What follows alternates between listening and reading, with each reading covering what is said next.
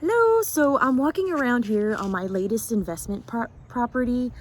I had, it's kind of like emotional for me just because I didn't know how it was gonna all pan out because it's the first one I've remodeled. And I didn't know that I would even be at this position in my investment career at this point. I thought this would happen like way down the line, but it happened pretty quickly. So I just wanted to share with you guys about how I got the deal and how I went about it. So when I was thinking about doing it, I just thought like, what are my strengths and what are my weaknesses? You know, I knew that I didn't have the skill to do the work myself. So sweat equity was not an option for me. I knew I had to have a contractor. I didn't have the time to even do it or help because I'm still selling real estate on the side of doing investments. But I knew that I was really good at finding the deals and running numbers. And I knew that one thing I can do to kind of save money was I can shop for the materials myself. And so that's exactly what I did while we were under contract. So this house, like I said, was part of this investment package that I had.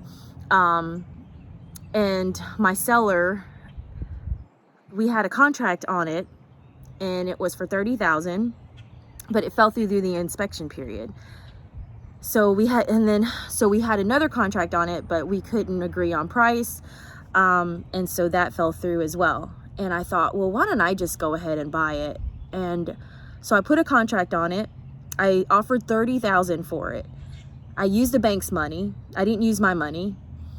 And during the inspection period, I went ahead and did all my homework.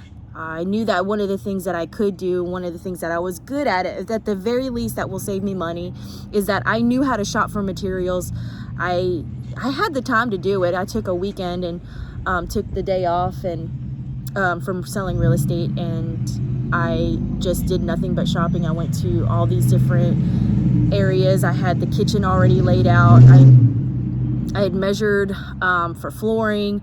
I had done comps and everything. So I knew that I could do the renovation for $15,000. So for $15,000 would cover me labor plus, you know, all the flooring, light fixtures, plumbing, cabinets, countertops, and appliances. Like I knew I could do that at $15,000, and that's exactly what I did. I was able to find a few deals. Like I got the vanity for like $150 because it was a display, and it was originally $700. Cabinets I got from a really cool mom and pop shop over in South Jackson called D&J. Countertops I ended up getting from Lowe's, which I spent more on the countertops than I wanted to, but no biggie. The refrigerator was given to me. I just had to pick it up from my broker, so thank you, Eddie. And the range, I got a super sweet deal on it. Luckily with my ties with Lowe's, I was able to snatch up something that was like non-stock or was no longer, you know, going to carry that model. So I got it for super, super cheap.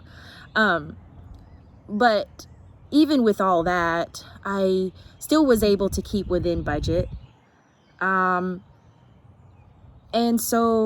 I even had enough money in my budget to do a cute little backsplash, which was a nice, cute touch. So yeah, so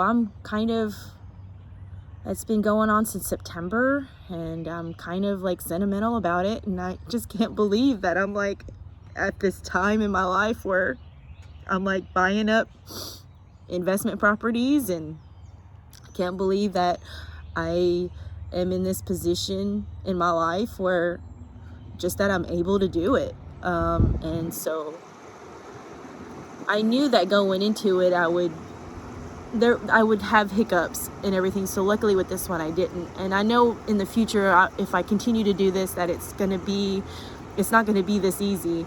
But that's not going to be enough for me to stop doing what I'm doing.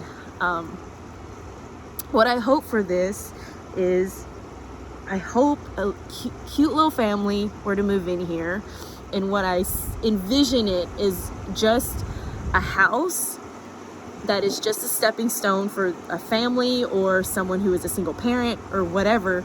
I hope that this is a stepping stone for them to get to their next step of hopefully buying a house one day. I look at this house as not a forever home for anyone. It's just a stepping stone. And so I'm gonna send them marketing material, and I'm gonna be, make it known that whoever owns this house is a realtor. And so let's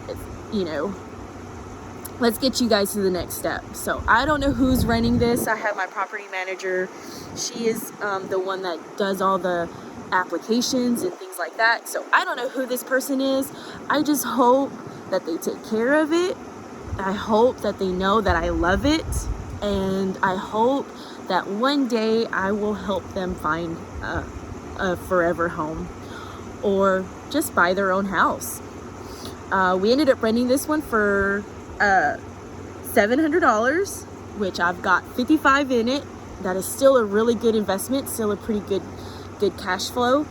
All the cash flows from my investment properties are all going into an account. I do not use my cash flow and on any of my investments. It's that money is to put more money into the next deal. So whatever's in that account will fund whatever next deal, which I am ready for.